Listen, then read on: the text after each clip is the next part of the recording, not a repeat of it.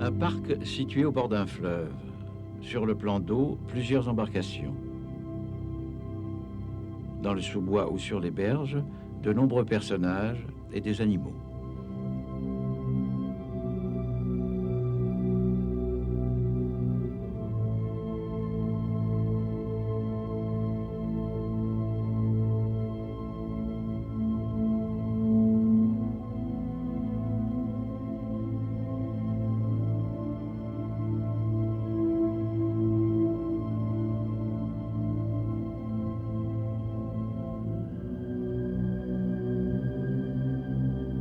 La toile mesure 2,6 m sur 3,7 m. Les personnages de premier plan sont grandeur nature.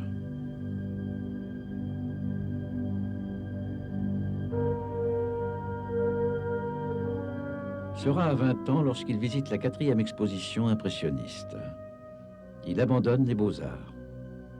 Au retour de son service militaire, il loue un atelier, 16 rue de Chabrol. Il peint surtout en extérieur de petites ébauches. Il est influencé par Delacroix, Puvis de Chavannes, Renoir, Millet et les peintres de l'école de Barbizon.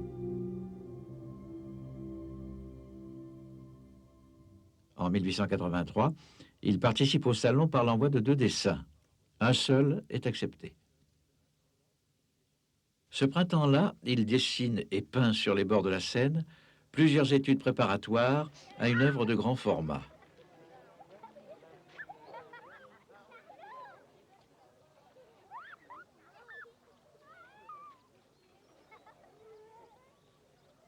Une baignade, Asnières, est refusée par le Salon en 1884.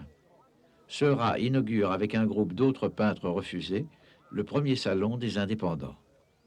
La baignade est exposée à nouveau en décembre avec plusieurs ébauches nouvelles, celle de la future Grande Jatte. La Grande Jatte est une île étroite et longue de la Seine. Elle fait face aux communes de Courbevoie et d'Asnières sur la rive gauche, de Neuilly et Levallois-Perret sur la rive droite.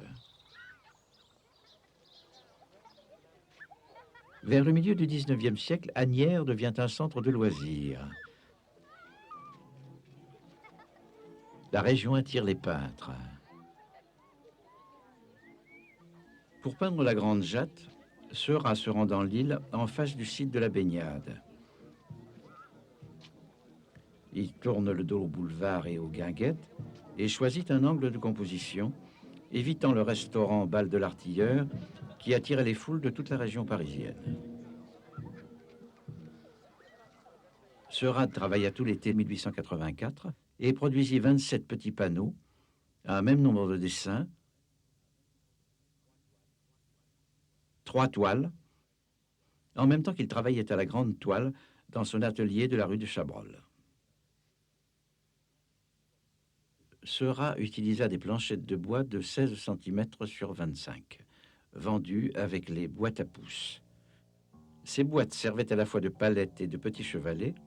Seurat peignait à l'huile directement sur le bois et il surnommait ses ébauches des croquetons.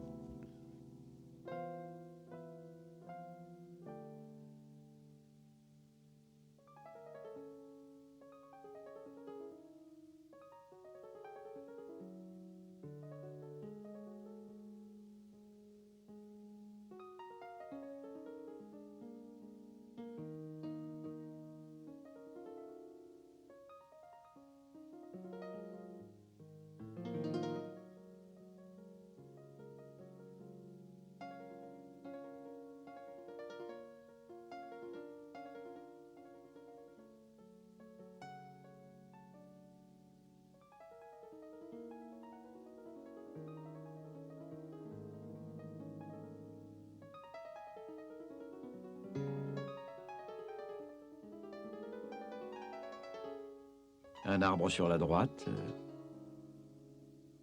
Dans la version définitive, il ne subsistera de cet arbre qu'un minuscule fragment.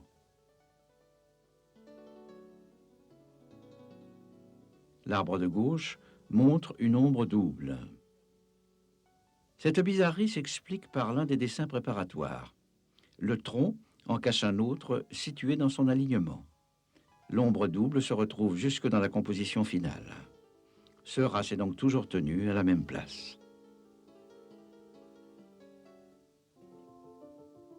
Apparition de la femme au singe dans un croqueton vertical.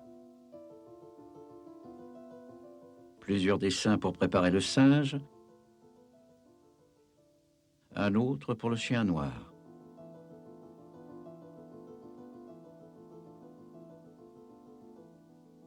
La promeneuse est cette fois accompagnée de l'homme élégant.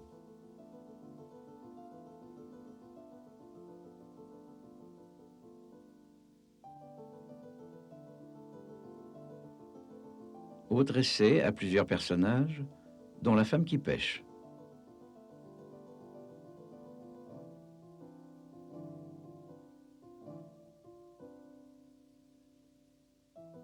L'infirmière reprend une silhouette traitée plusieurs fois et n'est plus ici qu'une forme abstraite partagée par le voile qui tombe du bonnet, le rectangle noir et le chapeau de l'homme assis. Ici encore, le dessin est conçu dans le tableau.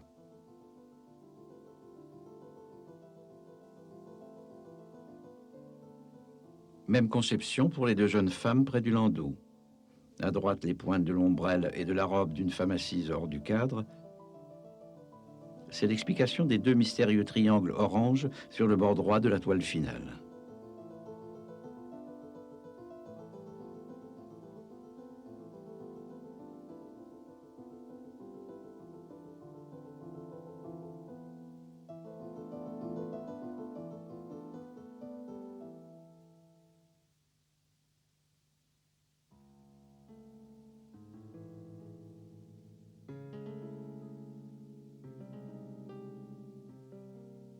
Exposé en décembre 1884 au Salon des Indépendants, le paysage de la Grande Jatte est désert. C'est une toile.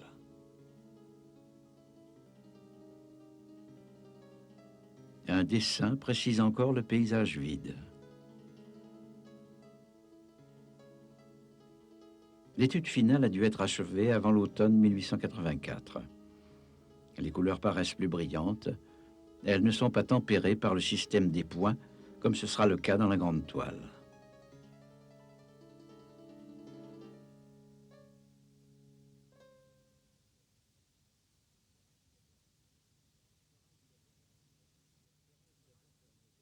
Seurat a dû d'abord composer sa toile selon la même technique que la baignade. La grande jatte est constituée d'un seul lait de lin, enduit d'une couche de blanc de plomb. Cet après mince, sur un tissage assez grossier, produit une surface granuleuse qui participe à l'effet général du tableau. La partie supérieure gauche, zone par la suite peu retouchée, rend compte assez bien de ce premier état. La berge est composée de larges touches croisées, la voile de minces touches allongées, l'eau de touches horizontales marquées par les reflets multicolores.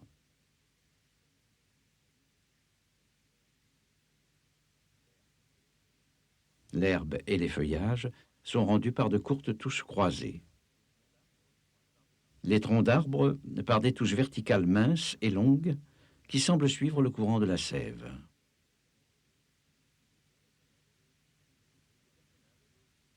Les personnages, eux aussi, sont modulés par des touches appliquées selon l'axe des corps ou des membres.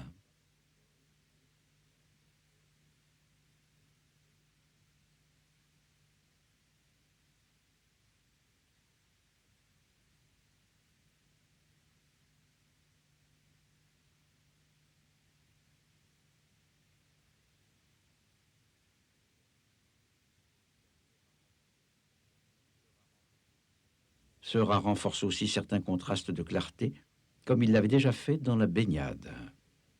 Dans le dos de la jeune femme qui pêche, l'eau s'éclaircit afin de rendre l'ombre encore plus sombre. La toile est prête au printemps 1885, mais le second salon des indépendants est annulé.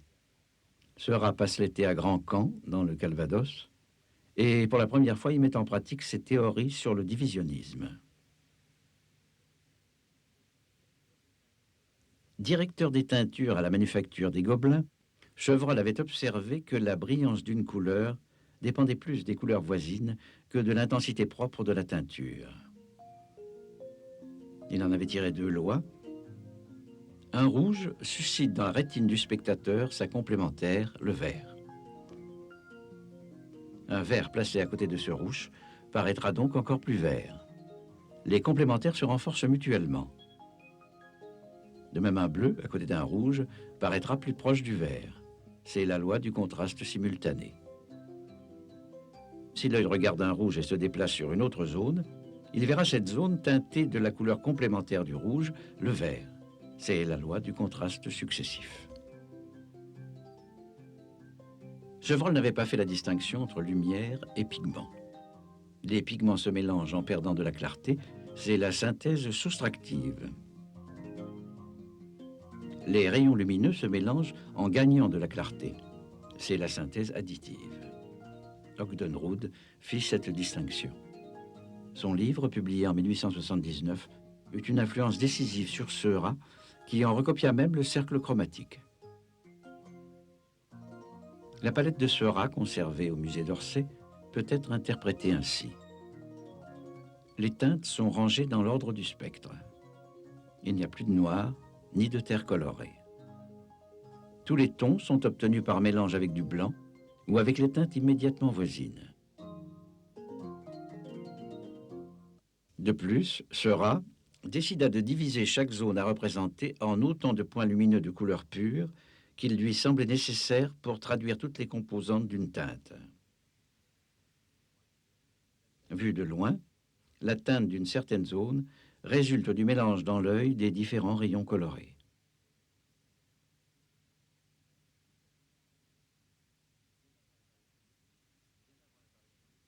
Bien avant l'apparition du divisionnisme dans sa peinture, les dessins de Seurat montrent déjà une sorte de modelé par points.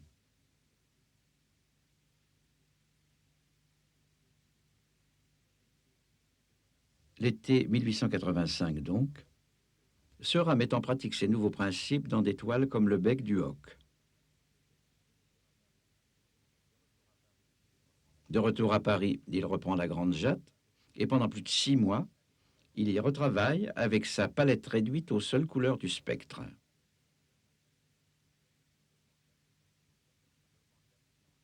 Il augmente la brillance en plaçant partout des dispositifs de contraste sous forme de petites touches ponctuelles.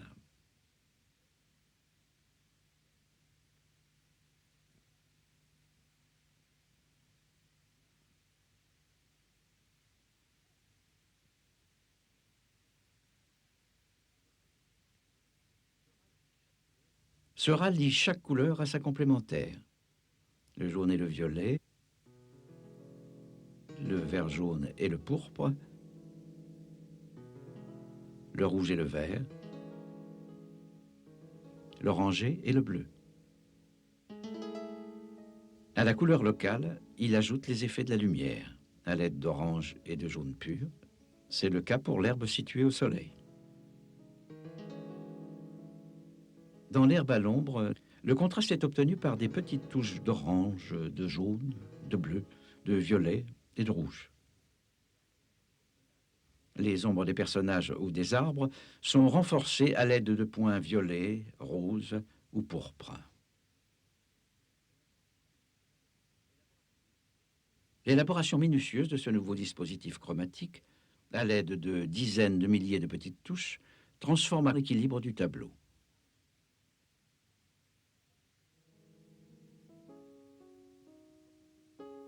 Il n'est pourtant pas évident que le système chromatique de Seurat fonctionne parfaitement. Ce que l'œil perçoit de loin, c'est plutôt la couleur appliquée dans la première phase du travail.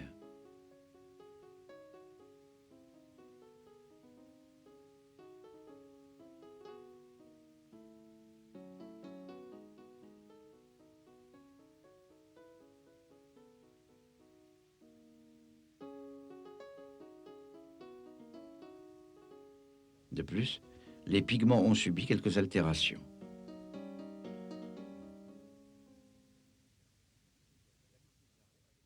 Camille Pissarro avait conseillé à Seurat une marque de couleur. Et le jaune citron utilisé par le peintre, un chromate de potassium de zinc, s'avéra rapidement instable. Les points jaunes brillants placés dans l'herbe au soleil sont devenus brun-jaune, d'un ton proche des ocres que Seurat voulait justement bannir de sa palette. Le mélange de jaune et de vermillon qui donnait un orange vif a viré au brun chaud. Plusieurs vêtements que, dans l'ébauche finale, Seurat avait prévu d'un orange lumineux ont dans le tableau des teintes rouges brunâtres. Enfin, le mélange de jaune de zinc et de vert émeraude pour la teinte vert tendre de l'herbe au soleil a viré au vert olive sale. En 1887, Seurat développa une autre idée de Chevreul. Les cadres des tableaux influaient sur leur perception. Dans Les Poseuses, la grande jatte est montrée avant sa transformation, pourvue d'un large cadre de bois peint en blanc à 2 moulures.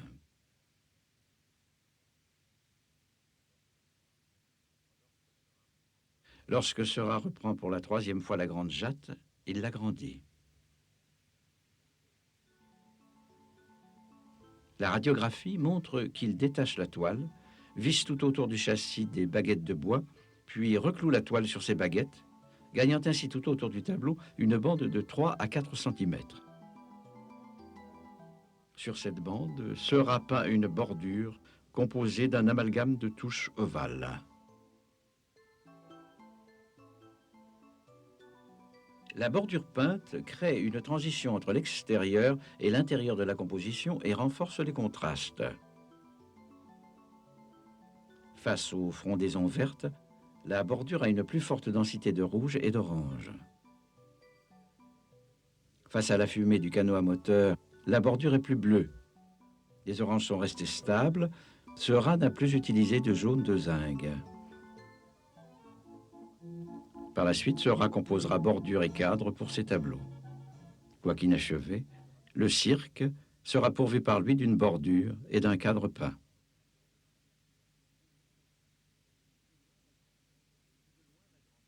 Vue de loin, la grande jatte donne une impression de profondeur.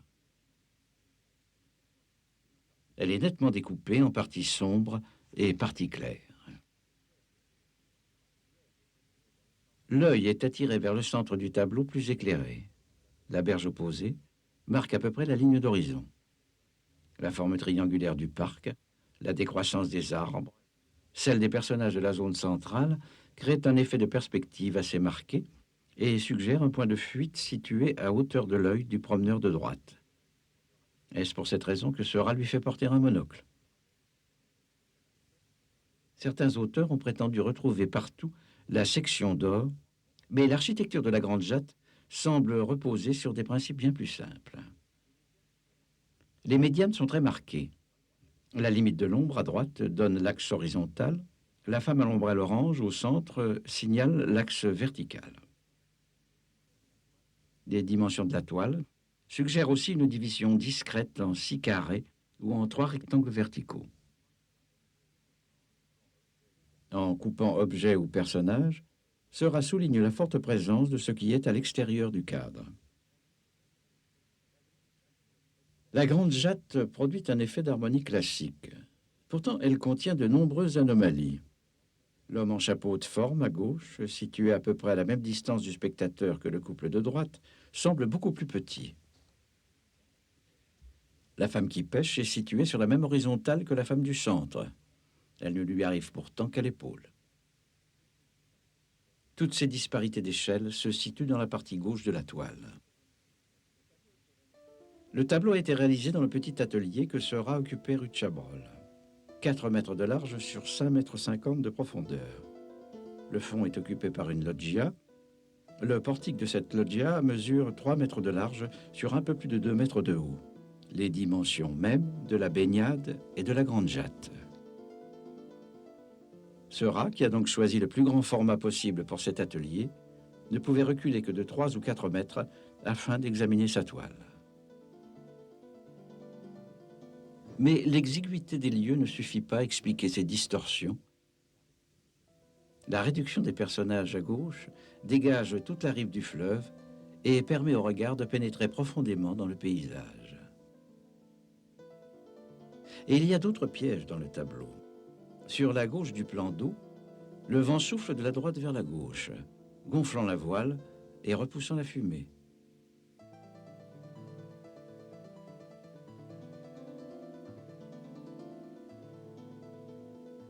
Au centre, le vent semble souffler de la gauche vers la droite. À droite, le drapeau tricolore est soulevé par un courant d'air venant de droite. En fait, l'ombre des deux arbres alignés, le pêcheur dans la barque vue en raccourci, les triangles oranges du côté droit, des maisons réduites à des cubes, le minuscule fragment d'arbre au coin supérieur droit, tous ces pièges sont autant de petites énigmes optiques destinées à égarer le spectateur. Présenté à l'exposition des impressionnistes et au Salon des Indépendants en 1886, puis à Bruxelles l'année suivante, la Grande Jatte reçut un accueil plutôt mêlé. Il y a un jockey couché et ayant perdu visiblement sa jambe à la dernière course de haie, ainsi qu'une jeune femme conduisant un singe en laisse, qui sont très farces. Une erreur, une plate imitation de Miss Kate Greenaway.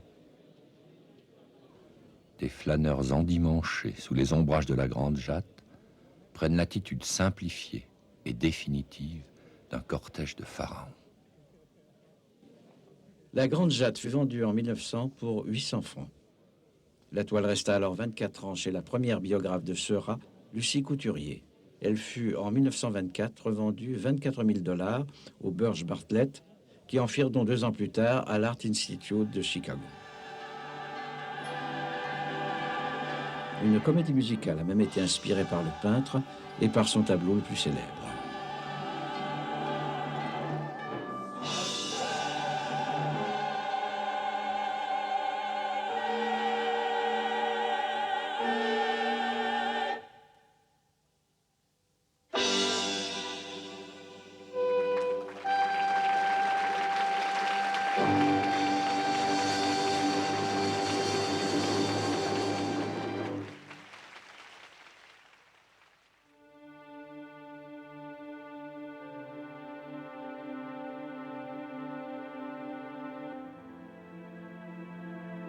Dans les illustrations de l'époque, le dimanche, jour de repos et de loisirs des classes bourgeoises, est souvent opposé au lundi, jour de repos des ouvriers. Et on a voulu opposer la Grande Jatte à la baignade, qui représenterait le lundi. Mais dans la baignade, rien ne permet une telle identification. Seurat a daté la scène, 1884. La mode exposée dans la Grande Jatte est en effet celle du début des années 80. Seurat insiste sur la silhouette des femmes gonflées par la tournure, panier d'osier ou coussin qui se plaçaient sous la robe à l'arrière.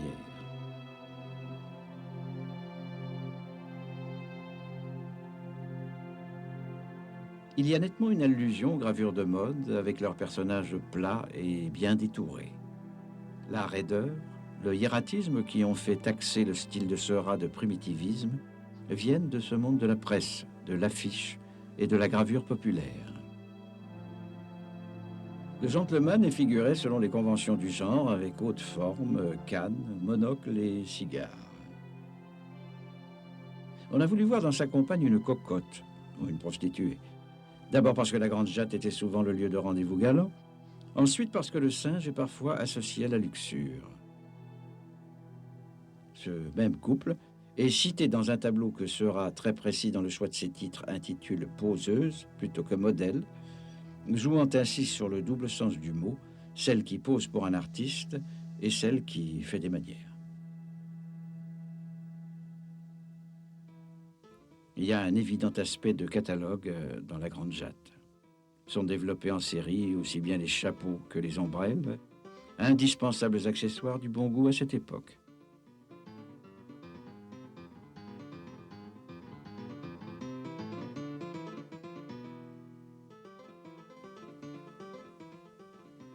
À la fumée du cigare fait écho celle de la pipe, celle du canot à moteur, celle du remorqueur, et aussi le petit nuage dans le ciel bleu.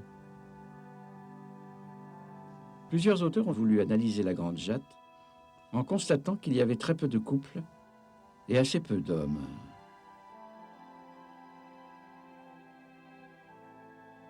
À la différence de Renoir, qui montre dans une scène très voisine la joie dominicale d'être ensemble, Seurat semble insister sur la solitude. Ces personnages, disposés en blocs séparés, ne communiquent pas. D'un côté, la société disparate présente sur l'herbe de l'île semblerait plaider en faveur du mélange des classes sociales. D'un autre côté, la tricherie, la raideur et l'affectation semblent souligner l'isolement, l'absence de communication et même l'aliénation.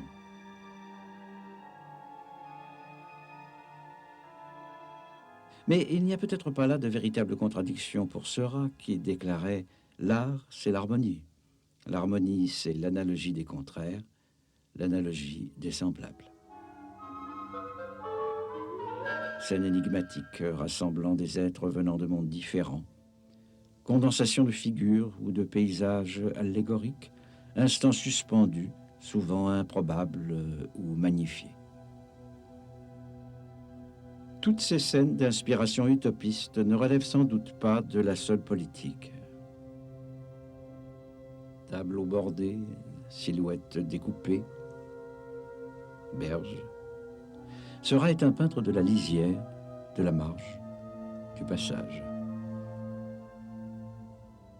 Le cirque cite Chahut.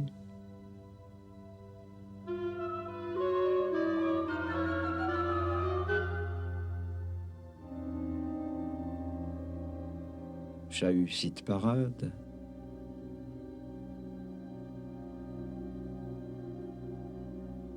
Parade cite les poseuses.